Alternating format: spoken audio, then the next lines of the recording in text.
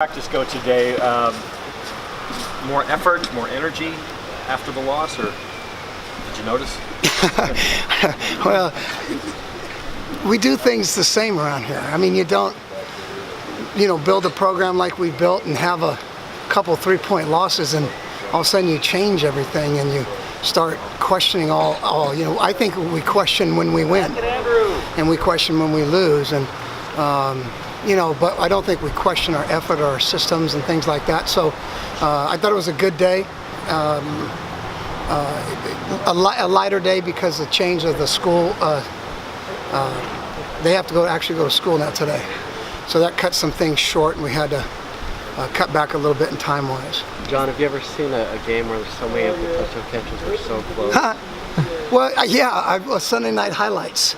And I think people they're doing amazing things, the Odell Beckham things that guy does, and the way he's sort of created some drills, and those drills go viral and kids see them. And the one catch the guy made that was the winning touchdown, it was one of the greatest plays I've ever seen. And after the game I'm depressed, and I don't feel good. And then I saw a picture the next day with Ugo's arm all the way out, almost about maybe a foot from the ball, and I went, it's a good play. I don't know what to say sometimes. I just got to give, you got to give people some credit sometimes and not fault other people and all. That was a superior play. Do you feel like there's been more of a sense of urgency, or you guys need to have more of a sense of urgency after dropping 2 straight? Sense of urgency, I mean, I always thought about if we're 4-0 right now, what would be the difference? The only difference is the perception of when you lose, you fall apart. And to me, if you win, you do the same things and you try to get better. When you lose, you do the same things, you try to get better. And I'm hoping that we don't let losses creep into our minds and all of a sudden we start to feel that.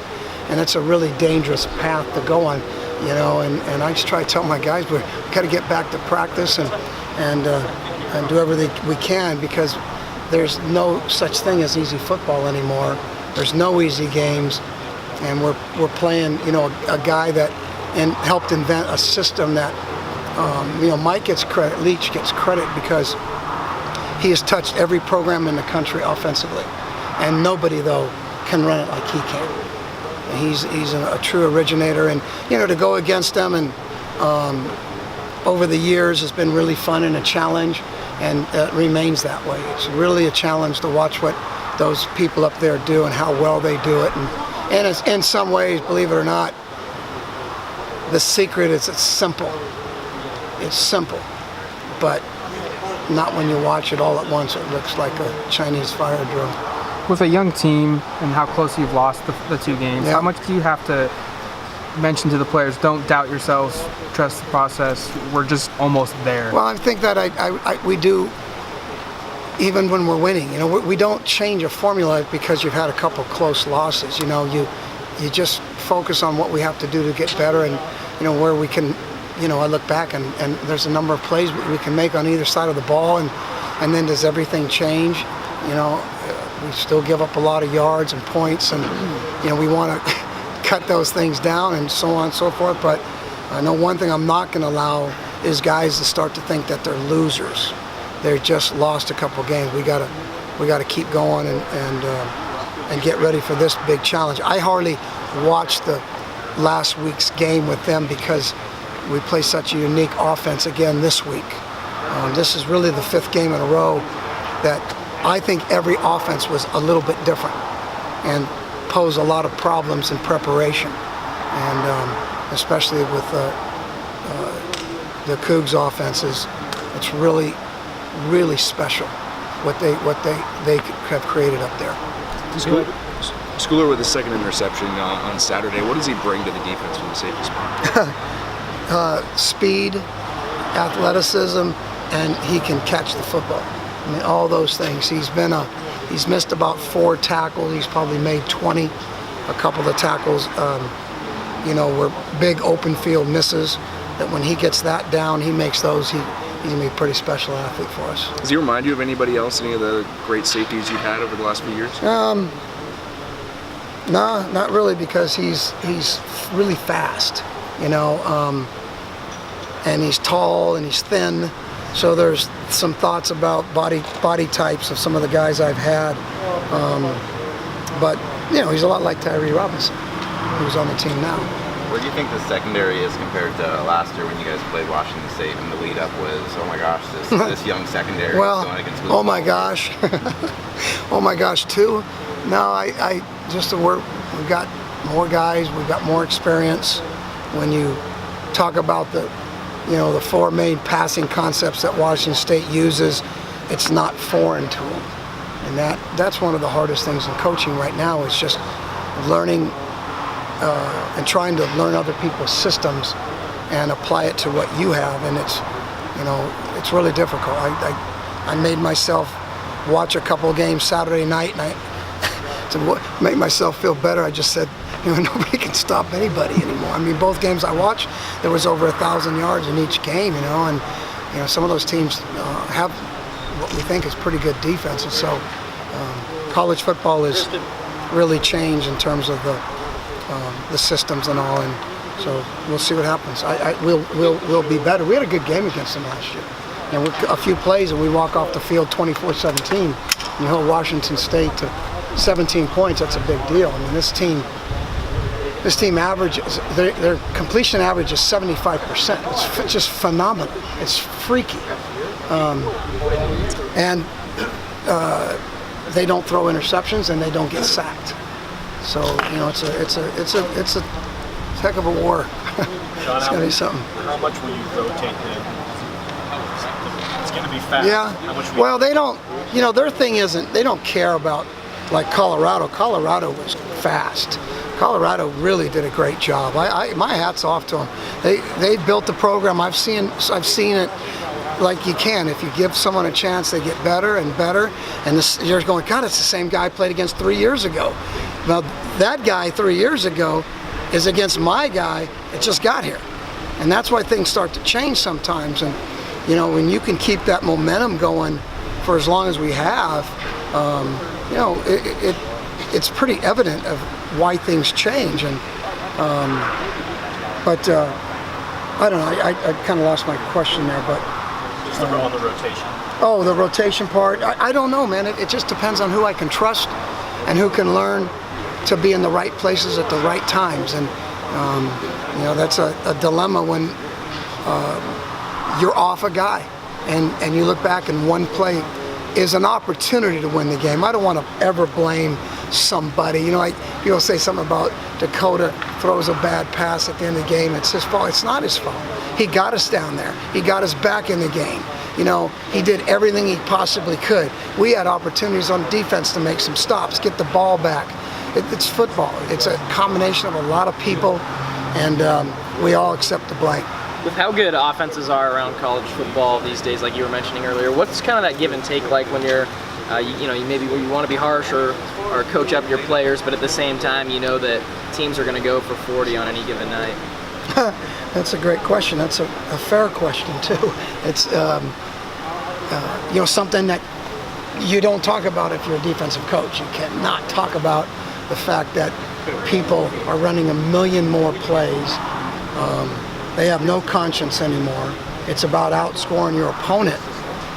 Sometimes, other than managing games and trying to win games, and so it's for us still got to get a stop, get someone off the field on third down, create some turnovers, and hopefully you win the game at the end. I saw Arizona State do it. They were getting massacred at one point, and then they kind of in a quick possession, they intercepted a ball for a touchdown. They got another interception, scored another touchdown. Then Cal had to kick a onside, and they picked it up and scored. And it's insanity how fast the game went. I saw Arkansas go on a 8-minute drive in the third quarter. They were going to go up 24-17. It got stopped in 4th and 1, and A&M throws a 92-yard touchdown pass. Then they intercept a ball for a touchdown, and the game's like 38-17, and I went, how'd that happen? So, still football. It's still a crazy game. That's what makes it interesting. That's what obviously this many people talking to John Neal on a Monday, football is still a big deal, we got the debates coming up, kind of a big deal in American history, and all that kind of stuff. But two games worth of Tyree at corner. Do you feel like that's a permanent move for him now, or could you maybe go back to? Well, that is, the answer is yes, and then depends on, just can we stay healthy, consistent, and can I get consistent play out of the safeties. I've moved some guys in and out, as you've seen, and some of that hasn't been as good as I've wanted it to be, and so I'm still working through that, which, sometimes as a coach you just want to settle in on your group. On the first group I have, the second group is still going to be a little bit in and out. What are they not doing that you'd hope to see? Well, it may be missed tackles. It might be just the fact that if I play 25 plays and I have no production other than missed tackles, I have to note that. Right. You've got to get in and make a play, And when you don't, we got to get you out. We got to give someone else a chance to see. You guys have had some really good secondaries in years past, and even some good defenses overall. How close do you think you are to being a good defense? A good defense? Whatever that means these days. Yeah, I know. Well, I think we're close. We've had some key injuries now. I mean, I hate to bring that up, but when you lose a Jalen Jelks, it's a big injury, and a couple injuries on our inside linebackers. We lost a tackle last week who was. It's one of those things. I said, "Man, you've never played a better game." And then I thought, that's a curse. And sure enough, he got hurt next day. No, just don't say anything. So anyway, but it always relates to the next game, And if we suck again, or we just aren't playing well, then then maybe we suck. But we believe we're going to get better. We're going to continue to coach them hard. We're going to keep believing. I know every game I go out, I know one thing I do think about is I know that our offense is going to score points and get yards, and that defense also has to rise up. Washington State's defense has to rise up to stop us just as well as we have to rise up and try to slow them down. So I always feel confident in the battle of, hey, whose defense can outplay the other defense to, win and lose in the last seconds. And I see that, and I said that in the beginning of the year, that every game's going to be that close. I didn't expect it to be as true a statement as I thought, but obviously it is. With the injuries, how much has that maybe stunted the development of your overall defense to just I think, everyone being on the field? If there's a word like chemistry or consistency is a better word, it can break your consistency down a little bit, because that's where we're trying to get to. We need to get to consistency, and until we're there, we're going to struggle. We've got to get consistency, and that's what we believe we can get to. And that's help you with your question a little bit more is, how do you get more consistent when you're not consistent? You just got to keep pushing and believing, and the kids got to believe, the players got to believe, and they'll believe if we believe. If we don't believe, they won't believe. And that's why, being a strong leader is really, really important in any midst of anything with your families and your work, who's your bosses, stuff like that. You got to stay strong and positive, and help, especially young people that can get lost really quick if you don't stay on top of it. Do you feel like having Coach Yost on the staff is a big help to you guys in terms of breaking into Washington State? Yes, he told us everything Mike Leach does, and that's great. And then we have to stop him. You know what I mean? So, and again, I think I've gone against this style of offense, and then specifically Mike, for a while.